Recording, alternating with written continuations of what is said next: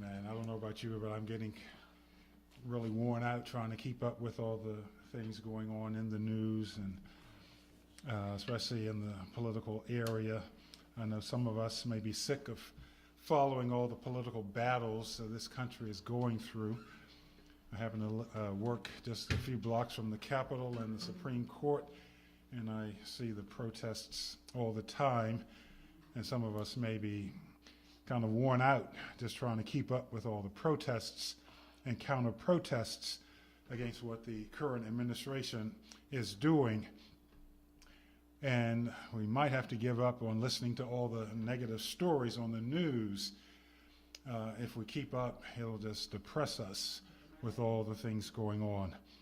Habakkuk, though, had so identified with what was going on in his country that he, too, was overwhelmed by sorrow that the people had become so corrupt. He didn't have this independent streak which would make him look out only for himself and not care about what happens to others, but he saw himself as part of the larger society, and he felt responsible for making it work.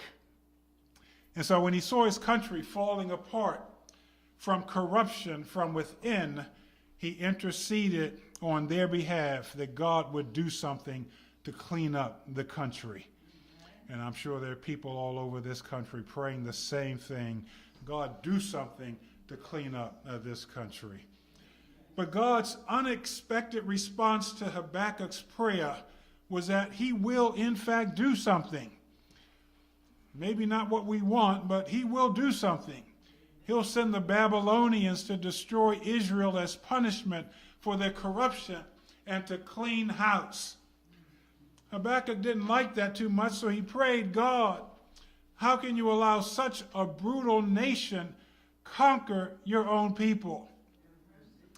So then Habakkuk goes on to describe the brutality of the Babylonians, the forced migration of conquered peoples, dragging them to Babylon and turning them into slaves, the indiscriminate killing of prisoners, children, and other innocents, pillaging of cultural and religious treasures of conquered nations just to capitalize the construction of their own towns and public works.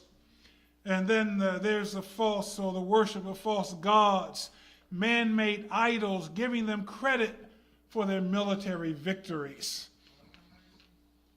But God said that in the midst of all of this, three truths will prevail. In the midst of all of this judgment, three truths will prevail. One, Habakkuk 2:4, the just shall live by faith. The just, or the righteous person, will still be faithful despite suffering the effects of the corruption and despite suffering the punishment for that corruption, even though they themselves are not guilty at all. The righteous person will still believe, despite all of that, that God is with them. Yes. Two, the brutal Babylonians will see their own destruction. The world will know that God brought it about, and as a result, the second truth, Habakkuk 2:14, the earth shall be filled with the knowledge of the glory of the Lord, just like the waters cover the sea. And then three, even though the conquerors believe that their victories belong to wooden, stone, gold, and idol and silver idols, they will all be destroyed, both the conquerors and their gods. And they will know the third truth that Habakkuk wrote, 2:20, that the Lord, the one and only true and living God, the Lord is in his holy temple. Let all the earth keep silent before him. And then Habakkuk offers up a final prayer in Habakkuk 3:2. And I'll read three versions of this. NIV first, one that we might be familiar with. It says, Lord, I have heard of your fame. And this is what the song referred to earlier. Lord, I have heard of your fame. I stand in awe of your deeds, O Lord. Renew them in our day. in our time. Make them known in wrath. Remember mercy. The Message has something similar. It says, God, I've heard what our ancestors say about you, and I'm stopped in my tracks, down on my knees. Do among us what you did among them. Work among us as you worked among them. And as you bring judgment, as you surely must, remember mercy. And the King James Version has it a little bit differently. It says, O Lord, I have heard thy speech and was afraid. O Lord, revive thy work in the midst of the years. In the midst of the years, make known in wrath, remember mercy. Though all three translations are true and acceptable, one seems more consistent with what Habakkuk had been praying about. That's the King James Version, but one way of looking at this verse is as NIV and the Message has it. What's implied is that for us to go through the years of destruction and punishment, we're going to need your presence, God, to go with us. Amen. And what's explicitly stated is, you've worked miracles in the past. Yeah. And when we go through something, we want you to do the same thing for us in our day. Yes. We want to see the same thing happen in our day that you did before. Yes. But King James translation has the emphasis on another place, which seems to capture the essence of this entire prophecy of Habakkuk. He said, I heard your prophecies about the punishment of the Jews and the destruction of the Chaldeans.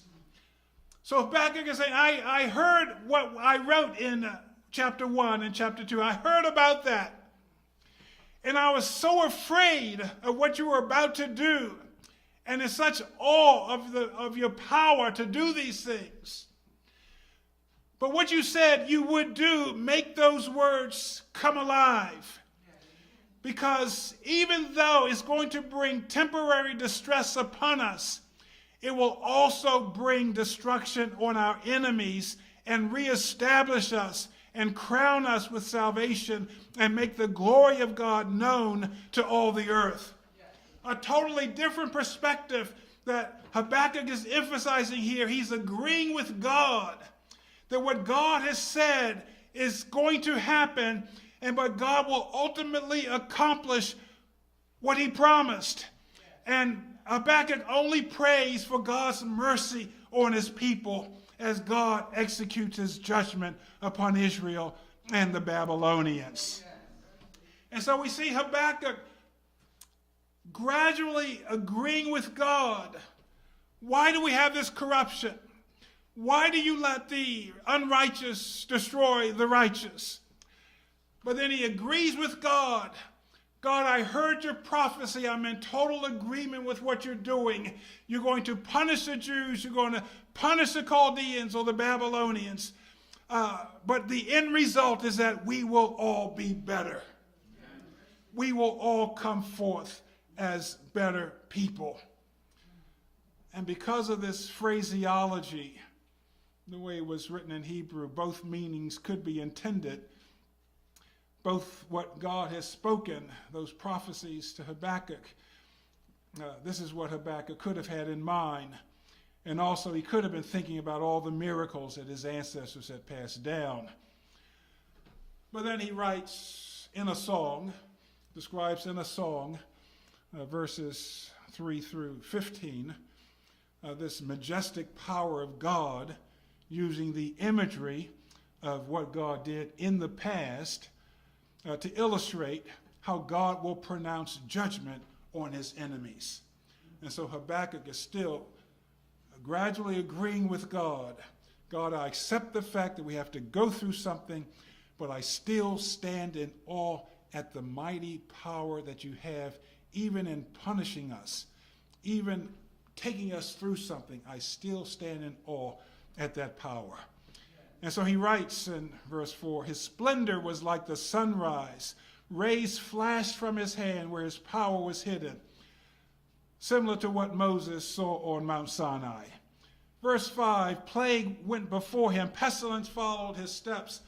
The latter part of it, verse 8, did you rage against the sea when you rode with your horses and your victorious chariots? Scenes from the Exodus. Verse 11, sun and moon stood still in the heavens at the glint of your flying arrows and the lightning of your flashing spear. Images of Joshua holding back the sun. And verse 13, you came out to deliver your people, to save your anointed one. You crushed the leader of the land of wickedness. You stripped him from head to foot. And this is scenes, the ultimate scenes of God having the victory over all nations at the end of time, written by all the prophets. The last time we saw how Habakkuk's prophecies were fulfilled in Daniel's time, the Lord showed how he can keep the righteous person safe. This was after Daniel and other slaves had suffered forced migration, forced detention, forced labor. But despite that, Daniel and the others remained true to their faith. They lost everything, but they remained faithful to God. And God promoted them up to the highest ranks of government. And Daniel and the others are examples of how it's possible for the just to live by faith, even when surrounded by destruction on all sides, even when losing everything that you have, it's still possible to have faith in God. Daniel, though, in his historical and prophetic writings, he glossed over the cruelty of the Babylonians that he himself was witnessing all around him. He came in as a slave. He saw all this going on. He witnessed the cruelty, but he didn't focus on that. He focused on the power of God. This cruelty was detailed in the prophecies of Habakkuk, but Daniel focused on the fact that God was with him. And so we have the story of Daniel in the lion's den, the story of three of his friends in the fiery furnace. Both of those stories, they were precipitated by cruel and jealous co-workers. But the fact is that even though they had lost everything, they were forced from their homes, God was with them, showing his mercy in the midst of corruption and punishment, and in thus fulfilling Habakkuk's prayer request. In all of this, dear Lord God, have mercy. All of your judgment, all of your punishment, have mercy on your people. And he definitely had mercy on Daniel and others who were taken as slaves. He had mercy on them and watched out for them.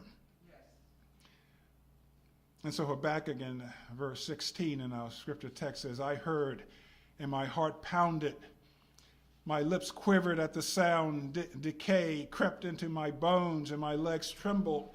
Yet I will wait patiently for the day of calamity to come on the nation invading us.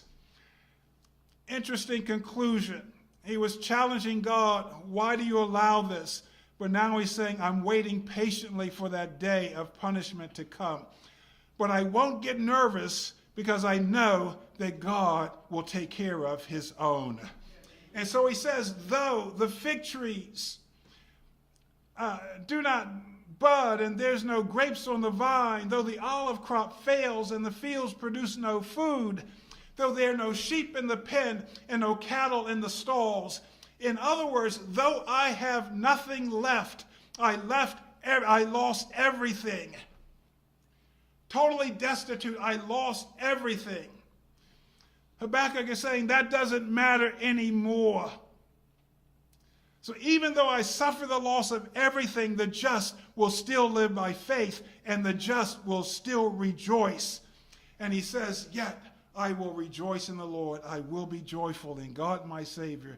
Why? Because the sovereign Lord is my strength. This is the ultimate lesson of Habakkuk. We may wonder why we go through something, why everything is collapsing, why we're losing it all.